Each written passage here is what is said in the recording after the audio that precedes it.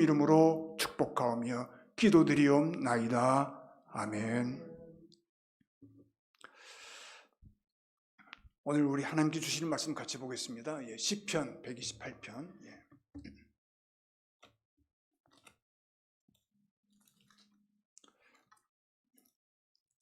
우리 같이 함께 교독하도록 하겠습니다. 시편 128편 1절부터 6절 말씀까지입니다.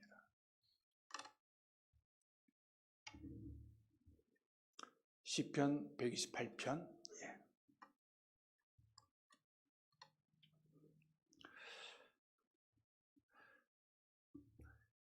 여호와를 경외하며 그의 길을 걷는 자마다 복이 있도다.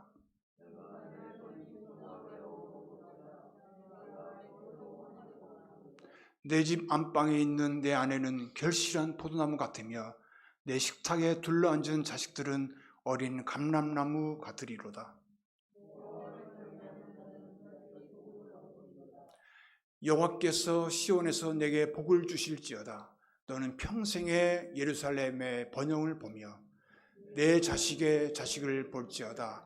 이스라엘에게 평강이 있을지로다. 아멘. 우리 보통 5월달은 가정의 달이라고 부릅니다. 여러분들의 가정과 여러분의 자녀들 위해 하늘의 놀라운 복과 평강이 또 화목함이 넘쳐나시기를 간절히 축원합니다. 오늘 말씀 제목은 신앙의 명문 가정입니다. 신앙의 명문 가정. 제가 이렇게 쭉 이렇게 신방을 좀 해보면 각 가정마다 흐르는 유전인자가 있습니다. 좀 가풍이라고 말할까요? 또 그 가정의 나름대로의 뿌리가 있어요. 그 집 가장의 직업이 의사이면 자녀들 중에 한 사람이라도 의사가 되는 경우가 많더라고요. 또 그 가정에 음악가가 있으면 또 그 자녀들이 또 음악을 하는 사람도 있습니다. 또 사업가이면 참 남다른 그런 사업적인 감각을 가지고 아주 그렇게 사업을 하는 자녀들도 있더라고요. 저는 이제 목회자의 친구들이 많은데 우리 목회자 친구들 보면은 위에 1대, 2대, 저희가 보통 한 4대쯤 됩니다만은 1대, 2대, 3대 분들이 다 목회자 가정에서 태어난 목사들입니다. 그러니까 그런 가정들마다 유전인자가 다 이렇게 흐르게 되어 있는 거죠. 하나님께 주신 특별한 그런 은사라고 은혜라고 좀 보여집니다. 그런데 특별한 유전적인 인자가 없다 하더라도 신앙의 인자로 인해서 우리가 얼마든지 신앙의 명문 가정이 될 수가 있다는 말씀입니다. 이 땅에서 의사 가정으로 살면 다른 사람의 아픔과 질병을 고쳐줄 수가 있어서 이웃이나 사회에 아주 큰 유익을 끼치게 됩니다. 사업가 가정이면 열심히 일해서 부를 쌓아서 그 부를 인해서 아주 유용하고 정말 하나님 나라를 세우는 일에 얼마나 밑거름이 되고 있는지 말도 할 수 없습니다. 그러나 이 신앙의 명문 가정은 차원이 다릅니다. 먼저는 인간이 아닌 하나님의 기쁨이 되고요. 또 하나님께 영광을 돌리게 됩니다. 또 교회 공동체도 그 가정 때문에 아름답게 세워질 것을 볼 수가 있습니다.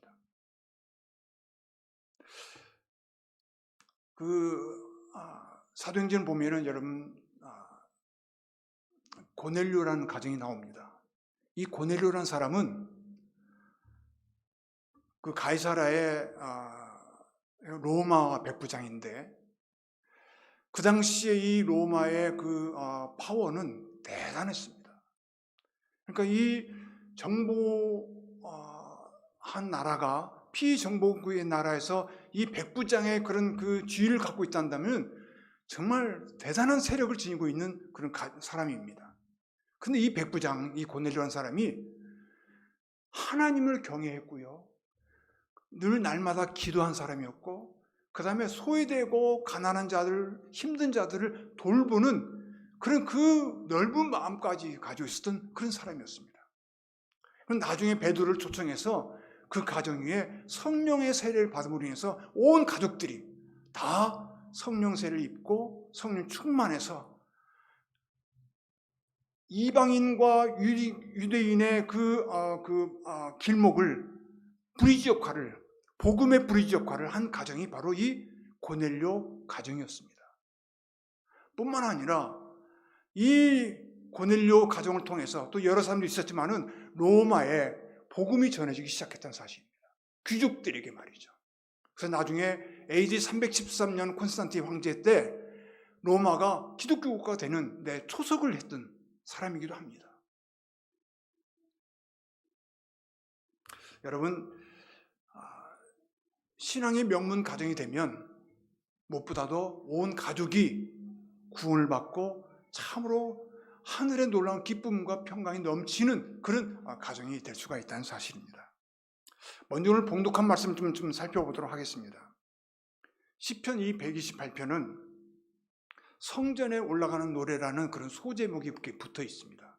성전에 올라가는 노래, 성전에 오르면서 부르는 노래였다는 사실입니다. 이 시편 128편은 보통 우리가 주석가들이 생각할 때 아마 솔로몬 시였을 것이다. 솔로몬 시였지만은 나중에 이 모든 성경을 편집하는 그런 때가 언제 있는 거 아니? 이스라엘 백성들이 포로로 끌려간 바벨론 포로 시대였습니다. 바벨론 포로 시대 때 그 모든 흩어져 있는 모든 율법들, 성경을 편집을 했던 것입니다. 그리고 시나고그를 세워서 자녀들을 양육했던 두 가지 큰 일을 했던 그런 시기였습니다.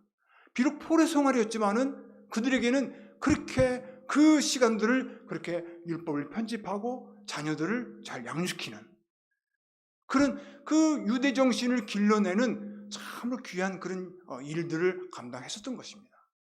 그때 아마 편집됐으라고 생각합니다만은 바로 이 시편 이 117편이나 118편은 성전에 오르면서 부르는 노래인데 1년에 세 차례씩 절기에 따라서 가장들이 그 자녀들과 가족들을 이끌고 예루살렘 성전을 오르게 됩니다.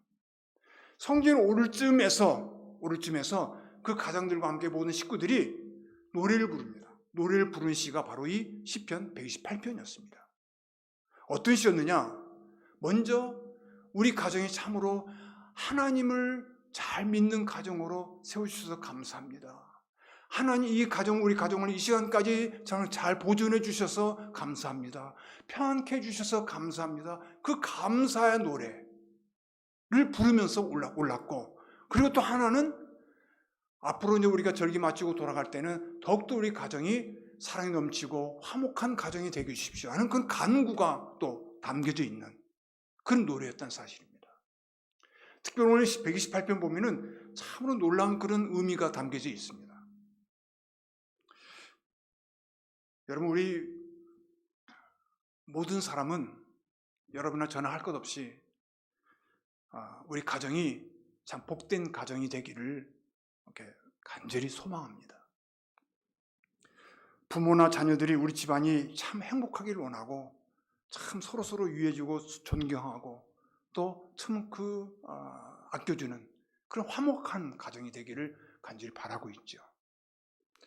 그런데 안타깝게도 모든 가정이 행복한 것은 아닙니다. 요즘 가정이 얼마나 깨지고 있고 얼마나 가정에서 가정으로 말미암아 우리 부모의 어떤 그런 이혼으로 인해서 많은 사람이 탈선하고 애들이 좀 밖으로 놔두는지 모릅니다. 사탄이 제일 먼저 공격하는 그 포인트가 어디냐면 교회입니다만은, 그러나 교회가 잘 세워지기 위해서는 가정을 깨트리는, 파괴하는 그런 일들을 합니다. 참 무시무시한 공격입니다. 이 가정을 잘 지키는 일, 얼마나 중요한 일인지 모릅니다. 하나님께서 최초로 세우신 가정, 제가 말씀드렸죠. 최초로 세우신 기관이 가정이기 때문에 그렇습니다. 아까 우리 장로님 기도해 주셨습니다마는 하나님이 세우신 가정, 이 가정을 정면으로 들이받는 이 사탄의 세력, 사탄의 영들이 바로 이 가정을 깨뜨리는 거예요. 그래서 가정 안에 보면 나름대로의 많은 어려움들이 있습니다. 문제들이 도사리 있습니다. 어떤 가정 보면은 굉장히 좀 부유한 가정인데 자녀들 때문에 참으로 마음 아파하는 가정도 있고요. 부부 금실이 참 좋은데 또 그 가정 보면 질병이 또 있는 가정도 있습니다. 좀 사랑의 가정을 원하지만은 서로 그냥 미워하고 시기하고 질투하는 그런 가정들도 있고요. 좀 따뜻한 가정을 원하는데 정말 차가움이 흐르는 냉랭한 기운이 감도는 그런 가정도 종종 볼 수가 있습니다. 그런데 분명한 것은요, 우리가 관심을 둬야 될 것은 뭐냐면 우리가 행복한 가정, 화목한 가정이 되기보다는 중요한 것은 뭐냐면 하나님이 원하시는 가정은 어떤 가정인가? 하나님이 원하시는 가정은 어떤 가정인가? 거기에 우리의 포커스를 맞춰야 됩니다. 왜냐하면 가정은요, 사람이 만들지 않았어요. 가정의 주인은 사람이 아니라는 말입니다. 가정의 주인은 하나님이십니다. 하나님께서 가정을 주인이시기 때문에 그 가정을 이끌어 가시는 분도 사람이 아니라 어떤 그런 세력이 아니라 하나님이 그 가정을 책임져 주시고 이끌어 가신다는 사실입니다. 여러분, 제가 쉬운 일 한번 좀 드려볼게요. 저는 항상 늘 이렇게 캐시마크가 있었습니다. 내가 만약에 태어날 때 아버지, 어머니를 좀 택할 수 있는 그런 좀 권한이 있었더라면 얼마나 좋았을까. 그런 생각을 해봤었어요. 여러분, 내가 아버지, 어머니를 택하면서 내가 태어날 수 있나요? No way. 그렇게 못하죠. 예. 우리 부모님도 마찬가지지 않습니까? 자녀들이, 야, 나 이런 자녀가 좀 태어났으면 좋겠다. 그렇게 좀 바라고 아마 태교도 했을지 모르지만은, 그러나 내 마음대로 또 내 생각대로 이렇게 자녀들이 태어나던가요? 또 그렇게 좀 출생하던가요? 성장하던가요? 아니거든요. 다시 말하면 뭘 말하느냐? 가정의 주인은 하나님이시다는 겁니다.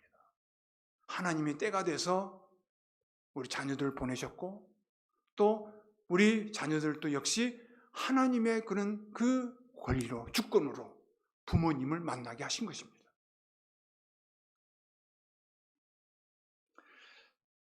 어떤 자녀들은 부모님이 마음에 안 든다고 막 투정 부리고 막 부모님께 대듭니다. 그거는 하나님의 그 자연 질서를, 창조 질서를 모르기 때문에 그런 거예요. 또 부모님도 역시 마찬가지입니다. 자녀들이 자기 말 안 듣는다고 막 나무라고 그냥 도저히 입에 담을 수 없는 소리까지만 합니다. 어떤 사람 제가 들어봤어요. 나가 대져라. 막 그럽니다. 그러면 그 말 듣고 이 자녀들이 얼마나 많은 상처와 스트레스 받겠습니까? 예. 저는 자녀들이 자살하는 것 보면 좀 많이 봤거든요. 정말 그 부모님의 마음속에 피눈물이 흐릅니다. 예. 여러분, 내 뜻대로 되는 곳이 가정이 아니라 하나님 뜻대로 이루어져야 되고 하나님께서 함께 하셔야 함께 하나님께서 그 가정을 친히 다스려 주셔야 진정한 그런 복된 가정이 되는 줄로 믿습니다. 다시 말하면은 가정을 만드신 하나님의 복을 받는 가정이어야 되고 하나님 복을 받으려면은 신앙의 명문 가정이 되면 된다는 사실입니다. 자, 보십시다.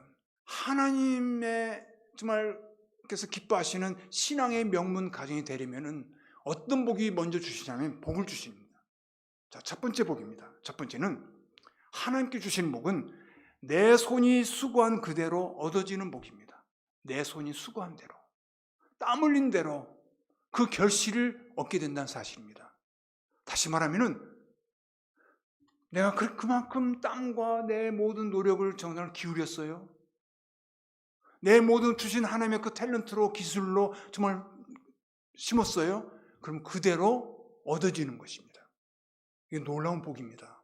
요즘처럼 속고 속이는 세상이 어디 있습니까? 사기치는 세상이 어디 있습니까? 거짓말이 난무합니다. 우리가 어떻게 속을지 어떻게 합니까?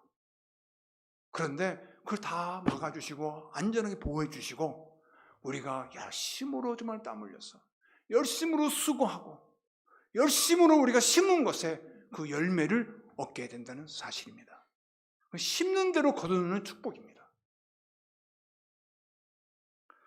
여러분, 내가 열심히 일할 수 있다는 것은 뭐냐면은 플러스해서 건강의 복까지 주어진다는 사실입니다.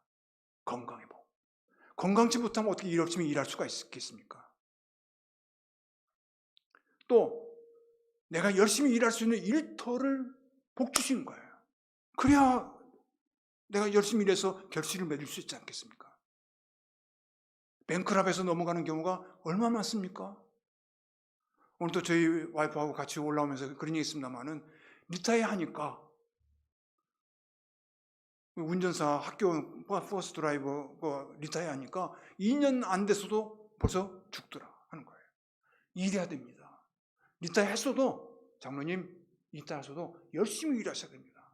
열심히 땀 흘리셔야 됩니다. 저도 지금 목회 리타이어 했습니다만은 그렇다고 해서 저는 끝나지 않습니다. 저는 세컨 라운드가 있어요. 예.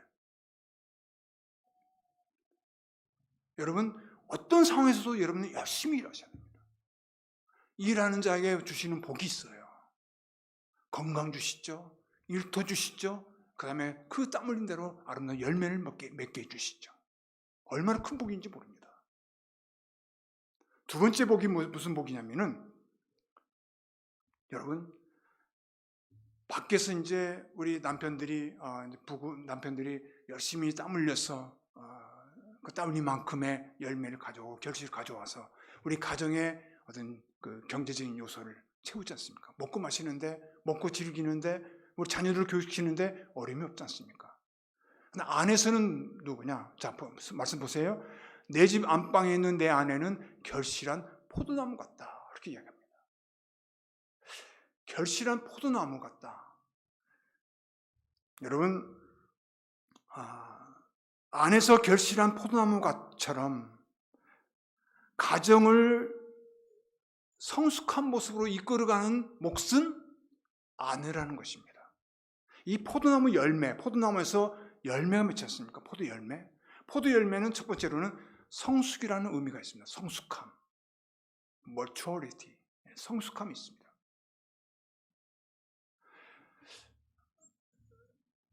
저도 지금 이 말씀을 준비하면서 내가 좀 살아오면서 아내 말을 잘 들었더라면은 이렇게 시시한 인생을 살지는 않았을지도 모르는데 그런 생각이 가끔 들 때가 많습니다. 여러분 와이프 말을 잘 들으십시오. 손해볼 거 없습니다. 저는 그래서 와이프의 잔소리는 보약이라고 생각합니다. 늘. 남편들이 그 무슨 전심입니까? 쩐심이 있어가지고요. 그저 안 듣습니다. 예. 여러분 좀 새로운 길을 갈 때, 좀 낯선 길을 갈 때 항상 뭐를 켜놓습니까? 내비를 켜지 않습니까? 예, 내비 켜서 이제 그 낯선 걸 찾아가지 않습니까? 제일 잘 듣는 사람은 누구냐면 그 내비에서 나오는 여자 목소리, 여자분의 목소리를 잘 들어요. 그죠? 예.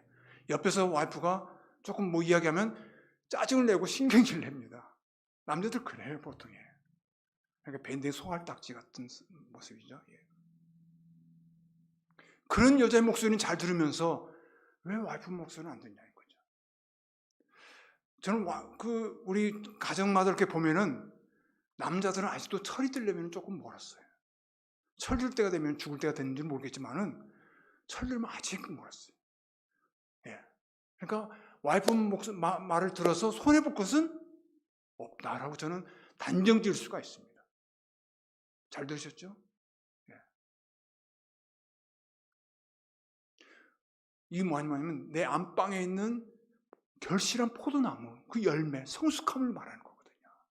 역시 생각도 있고 여러 가지 직감도 있고 또 여러 가지 성숙함도 있어서 분별할 수 있는 그런 그 탁월한 그 지혜가 있어요. 또 하나 이 그 포도나무 열매는 뭘 말하냐면은 기쁨을 말합니다. 기쁨. 기쁨 거죠. 우리 가족을 참으로 서로 격려하고 칭찬하면서 서로 기쁨을 주고 화목한 가정을 이루는 몫은 바로 안방에 있는 아내 몫이라는 것입니다. 아내 몫이. 아내가 차갑고 자꾸 비판하고 판단하고 그러면은 참 그 가정은 늘 이렇게 낮아 있어요. 꽉 가라앉아 있다는 거죠. 좀 서로 정말 뭐 실수해도 좀 잘 이해해주고 좀 서로 격려하고 용기 북돋아주고 하는 그런 것이 바로 가정이거든요. 가정이 왜 보금자리겠습니까? 따뜻하니까 보금자리지 않습니까? 참 냉랭한 기운이 흐르면 그것이 어떻게 보금자리가 될 수가 있겠습니까? 가정은 바로 그런 기쁨이 넘치는 것이에요. 하나님께서 에덴이라는 동산에 하나님께서 아담과 하와를 지으셨지 않습니까? 에덴이라는 말이 무슨 말이라 그랬죠? 기쁨이라는 말입니다. 기쁨의 동산이에요. 그러니까 그 가정은 기뻐하는 것이죠. 결실한 포도나무 같다는 의미는 바로 성숙함을 말하는 것이고 하나는 기쁨이 충만한 것을 말하는 것입니다.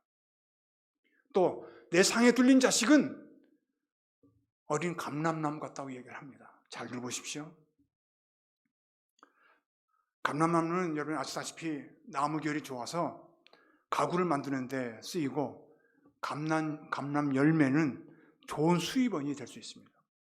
또 뿐만 아니라 감람나무 씨로 기름을 짜서 등불의 연료를 삼고 있습니다.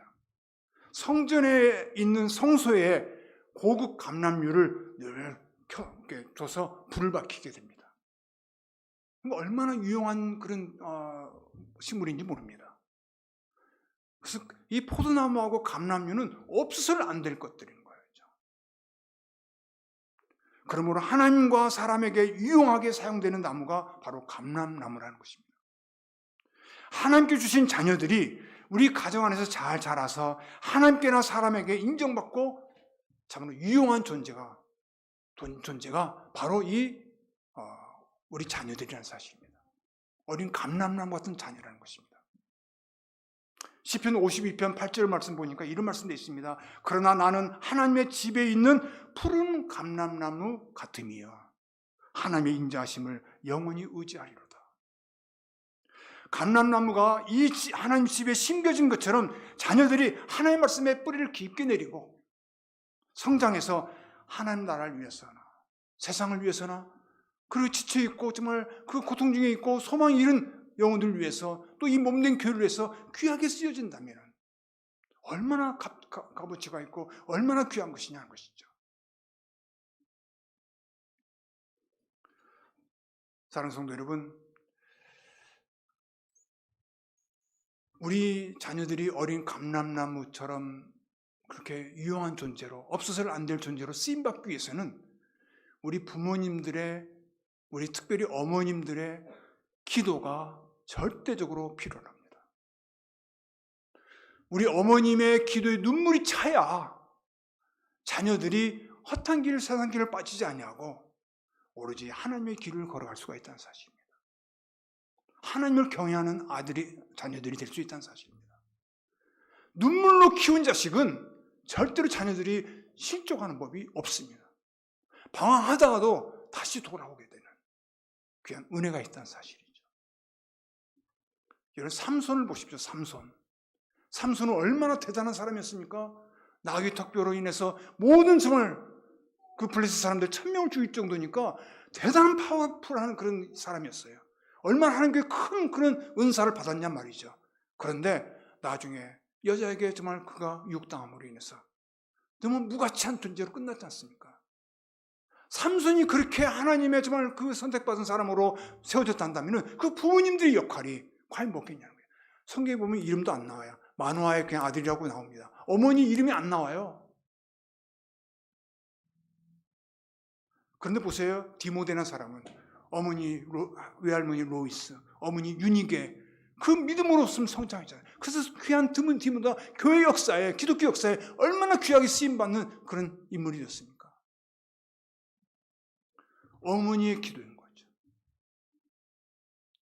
성 어스틴이 나오기까지는 성 모니카 어머니의 정말 눈물 흐르는 기도가 있었다는 사실이죠. 끝까지 그것을 믿어주고 기다려주는 그 자녀를 향한 정말 그 희생이 있었던 사실이죠. 우리 자녀들이 어린 감람나무처럼 쓰임받기 위해서는 바로 이런 하나님의 자녀들, 이런 어머님의 눈물의 기도가 있어야 된다는 사실입니다.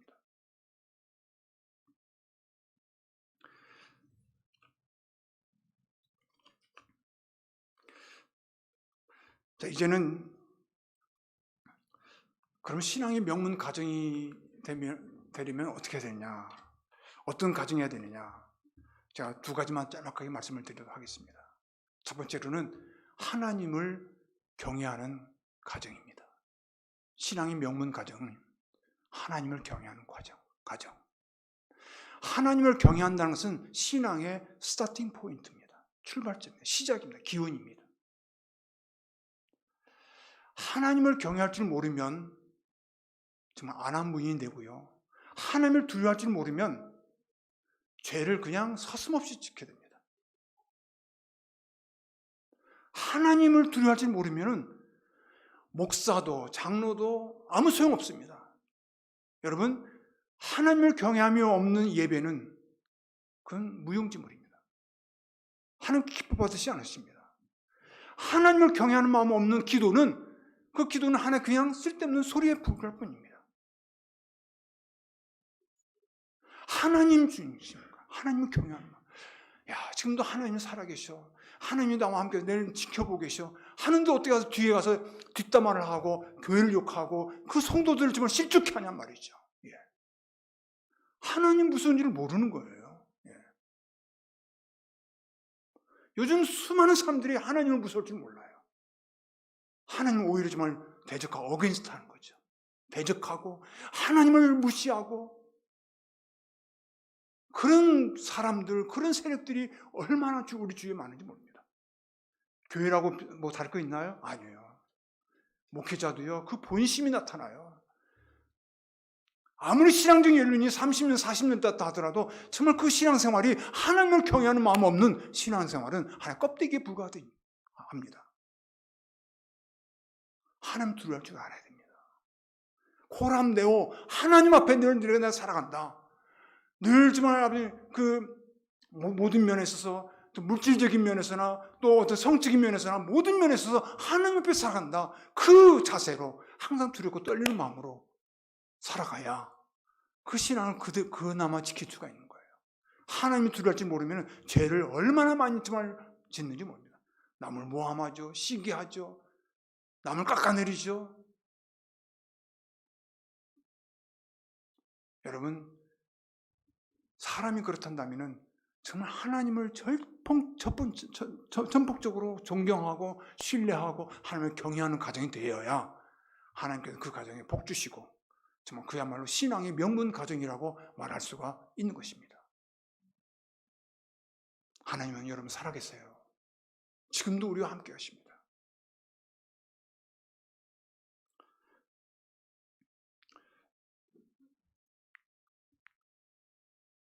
부모님들은 사람이나 세상을 두려워하도록 우리 자녀들에게 가르치지 말고 하나님을 두려워하도록 가르쳐야 합니다. 두려워한다는 것은 이거 물론 영어로는 fear God 그렇게 얘기합니다만은 그 두려움은 어떤 공포심이나 무서움을 주는 것이 아닙니다. 하나님의 그 임재 앞에서 내가 좀 전율하면서 좀 경외하는 마음을 갖는 거예요. 그 경외도 좀 보통 존경하는 마음인데 존경보다는 더하죠. 예. 하나님 앞에서. 눈에 안 보인다고 하나님을 얼마나 우리가 외면하며 그런지 모릅니다. 여러분, 하나님은 눈에 안 보시지만은 하나님 분명히 살아계시고 하나님은 우리와 함께 계십니다. 앉고 서고 하는 거 우리 생각까지도 다 알고 계신 거예요. 그래서 여러분, 어찌하든지 우리 자녀들에게 하나님은 살아계시고 하나님은 늘 옆에 계시고 늘 우리 앞에서 인도하시고 또 어떤 때는 정말 뒤에서 밀어주시고 하는 이 하나님의 그 감각, 하나님의 어떤 그 신앙적인 어떤 그 영적인 어떤 감각, 이것이 늘 살아있게 해야 됩니다. 그래야 우리 자녀들이 헛한 길로 가지 않냐고. 그러기 위해서는 우리 부모님들이 먼저 본을 보이셔야 됩니다. 하나님은 살아계신다. 내가 어떻게 좀 거짓말할 수가 있나? 내가 어떻게 사람들을 정말 그렇게 실추시킬 수가 있나? 저를 뒤돌아보면, 저도 목회 전상에서 뒤돌아보면은 정말 의도치 않았는데 성도들을 실족하게 하는 말이라든지 언사를 하는 경우가, 또 행동을 하는 경우가 얼마나 많은지 모릅니다. 정말 가슴을 찌면서 얼마나 고통스러운지 모릅니다. 함부로 말합니다. 뭐 됐냐? 아니에요. 절대 그렇지 않습니다. 우리는 하나님 나라 함께 갈 그런 동역하는 사람들이고, 함께 일하는 사람들이고, 하나님 나라를 위해서, 이 몸된 교회를 위해서 헌신하는 사람들이지, 절대 킹 리더십은 아니에요. 정말 서번트 리더십이 되어야 됩니다. 여러분, 하나님께 대한 두려움을 상실하게 되면 정말 방자하게 행하게 되고 불순종의 삶을 살아서 결국 멸망의 길로 간다는 사실을 분명히 아셔야 합니다. 두 번째로는요, 두 번째로는 신앙의 명문 가정은 하나님의 말씀을 따라서 하나님의 길을 걷는 가정입니다. 하나님 말씀이 그 가정의 기준이 되어야 된다는 사실입니다. 시편 우리 119편 150절 보시면 이런 말씀이 있습니다. 주의 말씀은, 여호와의 말씀, 하나님 말씀은 내 발의 등이요 내 길의 빛입니다. 잠언 16장 9절의 말씀은 이런 말씀도 있습니다. 사람의 마음으로 자기 길을 계획한다 할지라도 그 길을 인도하시는 분은 여호와 하나님이시다. 믿으십니까? 예. 우리는 하나님 제일로 삼고 하나님 말씀을 따라서 하나님의 길을 걸어가는 거예요. 힘들고 어렵다 하더라도 그 길을 걸어가야 우리에게는 신앙이 명문 가정뿐만 아니라 우리 가족들이 다 구원받을 뿐 아니라 우리가 영원한 그런 영생의 복까지, 평강의 복까지. 여기 보니까 자손의 자손을 보며 그런 말씀했습니까? 이스라엘에게 평강이 있을지로다. 자손들이 잘 되는 놀라운 은혜가 있게 되는 줄로 믿습니다. 여러분, 신앙의 명문 가정은 사람의 말을 따르지 않습니다. 이 세상 트렌드를 따라가지 않습니다. 이 세상 풍조를 따라가지 않아요. 오로지 하나님의 말씀을 따라서 가는 거예요. 힘들고 고통스럽다 할지라도 그 길 따라갈 때 바로 여기에 영생이 있고 우리의 주시는 하나님의 놀라운 복을 입을 수 있는 그런 귀한 가정이 되는 줄로 믿습니다. 말씀을 정리하도록 하겠습니다. 자신의 가정이 행복하기를 바라는 것이 참 우리 모든 사람들의 열망입니다. 이 가정이 행복하려면 어떻게 되느냐? 여러분, 하나님을 경외해야 되고요. 하나님 말씀을 따라서 하나님의 길을 걸어가야 그 가정 하나님께 책임져 주시고 그 가정 복되게 해주셔서 정말 신앙의 명문 가정 되게 해주시고 우리 온 가족들이 구원을 입는 귀한 은혜가 있는 줄로 믿습니다. 마지막으로 여러분, 우리 자녀를 위해서 정말 눈물로 기도하는, 눈물이 차야, 눈물이 쌓여야 그만큼 하나님께서 우리 자녀들을 복되게 해주시고 여러분들의 하나님께 그 자녀를 이끌어 주시지만은 그 자양분은 여러분들의 눈물의 기도가 되어야 된다는 사실입니다. 기도하십시다. 아버지 하나님, 하나님을 진정으로 경외하고 하나님의 길을 걷는 가정이 되어서 하나님께 복을 받는 가정, 신앙의 명문 가정으로 소문나게 하시고 신뢰받고 존경받을 수 있는 귀한 우리 복된 가정 되게 하여 주옵소서. 특별히 우리 자녀들을 위해서 눈물로 기도하는 우리 부모님들 되게 해주셔서 참으로 내 모든 정말 피와 땀을 짜서 내 눈물의 기도가 찰 때까지 우리 자녀를 위해서 날마다 기도할 수 있는 우리 기도의 부모님들 되시도록 축복하여 주옵소서. 예수님 이름으로 간절히 기도드리옵나이다. 아멘.